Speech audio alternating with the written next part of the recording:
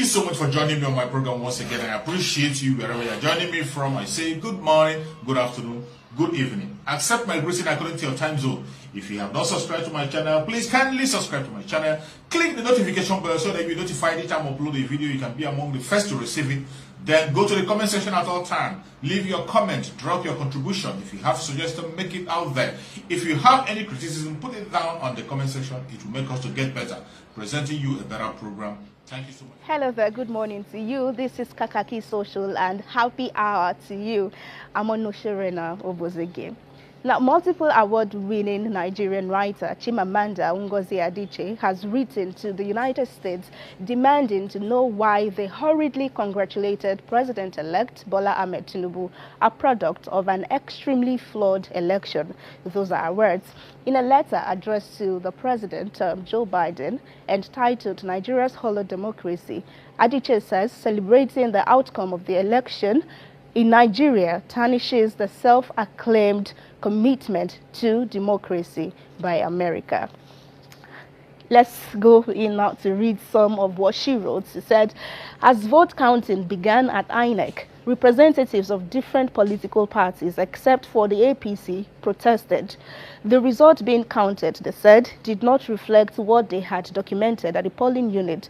There were too many discrepancies. There is no point progressing in error, Mr. Chairman. We are racing to nowhere, one party spokesperson said to Yakubu. Let us get it right before we proceed with the collation. But the INEC chair, opaque-faced and lordless, refused. She continued to say that the election had been not only rigged, but done in such a shoddy, shabby manner that it insulted the intelligence of Nigerians. How surprising then to see the U.S. State Department congratulate Tinubu on March 1. Why would the United States, which prioritizes the rule of law, endorse a president-elect who has emerged from an unlawful process? This Nigerian election was supposed to be different, and the U.S. response cannot and must not be business as usual.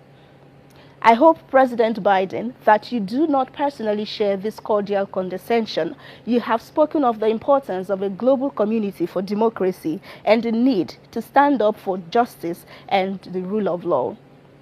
American intelligence surely cannot be so inept. A little homework and they would know what is manifestly obvious to me and so many others. The process was imperiled not by technical shortcomings but by deliberate manipulations. She concludes to say that congratulating its outcome, President Biden, tarnishes America's self-proclaimed commitment to democracy. Please do not give the sheen of legitimacy to an illegitimate process. The United States should be what it says. It is sincerely Chimamanda Adichie. So those are parts of what she wrote to the United States addressed to the President, Joe Biden. Some reactions now coming from Ola says, for the first time since 25th February, someone finally wrote the entire truth as it is. Also reacting is Dolakbo, who says, thank you, Odelua. You have written the thoughts of Nigerians. But then on Instagram is Zize, who says, don't forget President Trump is still arguing he was rigged out in the last presidential election in the United States of America, since those that lost election always do not want to accept defeat. Also on Instagram is Molotov, who says, American democracy is also hollow. Let's stop placing our faith in American administration to solve our problems. African solutions to African problems. Why should it matter so much to you, an American president's opinion of our Nigerian elections? Real David says, possibly the U.S. has stakes in Tinubu's presidency because for them to have kept mute this long only means that they are all in this together. And then First Ladyship says, Chimamanda Adichie is a national asset. Her voice and talent are force for good. This powerful writer is the Chinua Achebe of our time. I look up to her for more inspirations. I'm glad she rejected their so-called National Honors Award meant to buy her silence. Indeed, pen is powerful. And now, the internet does not forget is one reaction coming from every corner of the social media to some 2015 videos of the Vice President Yemi Osinbajo that have resurfaced online. Now, in the throwback videos, Osinbajo is threatening that his party, the APC, would introduce parallel government if the then leading PDP is declared winner of the 2015 presidential election. In the event, and the APC has said that in the event that there is electoral lobby that will be robbed of our rightful place or of our victory, that we will establish a parallel government. The details of that, of course, we will speak about only when the time comes. But we will certainly provide a moral alternative for the people of Nigeria.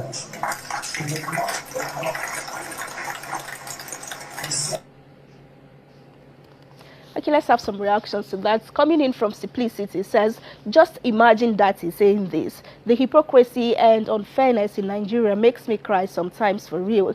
To be honest, I don't give a toss if Bola Amed Tinubu is president-elect as long as he got there fairly. You cannot hijack the hopes of so many to repay a godfather.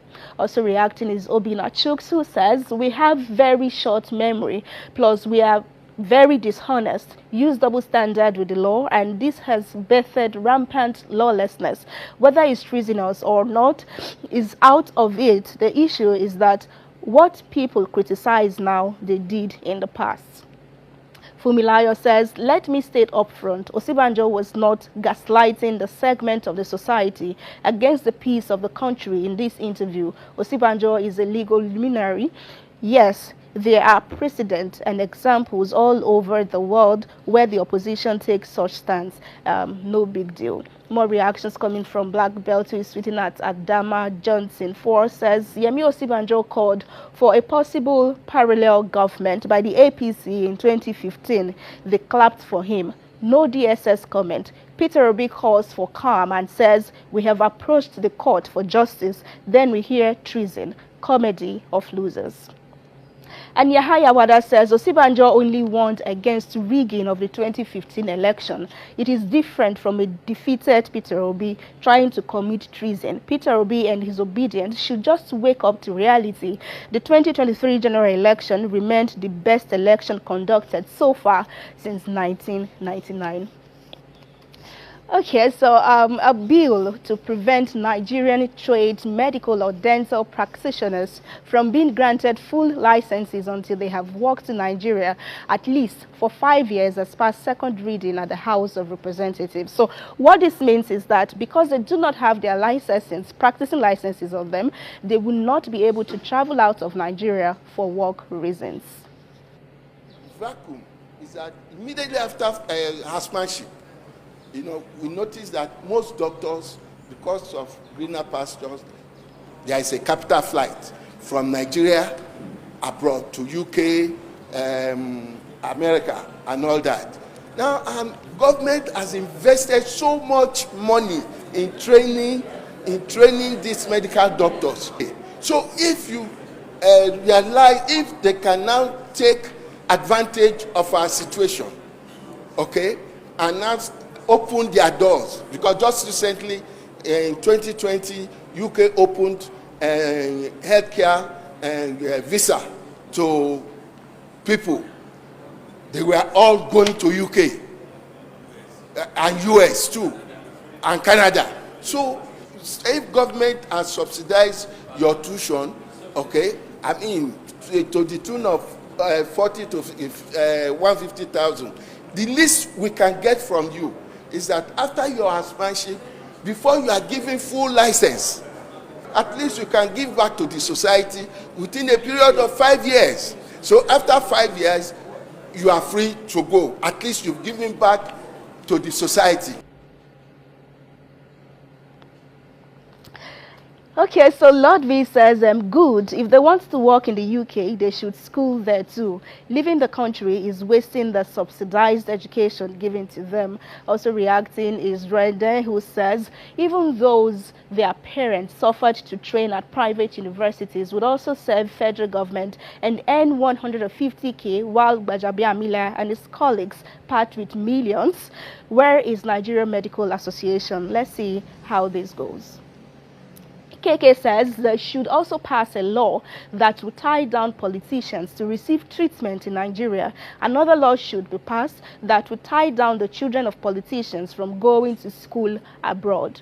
Also reacting is Adlad, who says, nice move, especially those trained in public universities. Also, to balance the law, all political office holders must not be able to go outside the country for any form of medical treatment or procedures while in office, including appointees. This is rather an interesting one, our final story. Now, a magistrate court in Kano has ruled that a cockerel belonging to one Malam Yusuf must breathe its last today, Good Friday, for constituting nuisance. The court gave the order after Yusuf's neighbor reported that the bed crows make sleeping difficult for them. So the court ruled that if the cockerel lives beyond today, the owner would be made to face penalty from the court. Let's see how this is meeting Nigerians on the space of social media. Fago says, just imagine a whole court sit down reason foul matter. Now, wow. Let's tell us, Blossom says, what of cattle destroying people's farms? What judgment has been given against them this country now? Wow. Patrick says, tell that magistrate court to order those loudspeakers down. They disturb our sleep, especially from 5 a.m. And also reacting is Founder's Father, tweeting at Dayo Akin says, many see this as screws because the judiciary is so distant from the people in the south. In the north, people go to court for the most flimsy reasons. I remember going to bear witness before a magistrate in Angwa back in Bauchi State because of a missing 2 noodles of Gary. Chinoni says, foul don enter national news, and I see they here. Even foul now is a celebrity in Nigeria. Okay, so Chinoni, we brought you to TV because of your comments. So you are foul now. When I don't enter national TV, well, we'll see if the foul will live beyond today or not. That's everything on Kakaki Social this week. I'm on Oshorena Obozegi. I'll see you again on Monday. If you're having a happy hour, please do so in good way. I don't know what to say to that cockerel story, but you know, they try to make that chicken end up too early before the Easter. Exactly. I think for the older as well. It reminds me of the story in Kenya where self-proclaimed Jesus, I don't know if you read that, ran to the police station because they said if you're Jesus, then he must be crucified. He has to be killed. Yeah. But one thing about this story, right? The owner said he bought the fowl for this season, for the Easter celebration. So that means he has not had it all year, just recently. It means that justice can be swift for issues that are even more pertinent and more of national interest, right? Justice can be swift. So if a neighbor would get justice for a fowl disturbing their sleep, so why don't survivors, victims of whatever violence get justice as well? Because if he has not had this far, it means that maybe within a space of 1 month, the case was reported, no adjournment and all of that. There's judgment on already. On a cockerel matter. On a cockerel matter. And then the other one said he had to be a witness for missing Gary. Oh, jeez.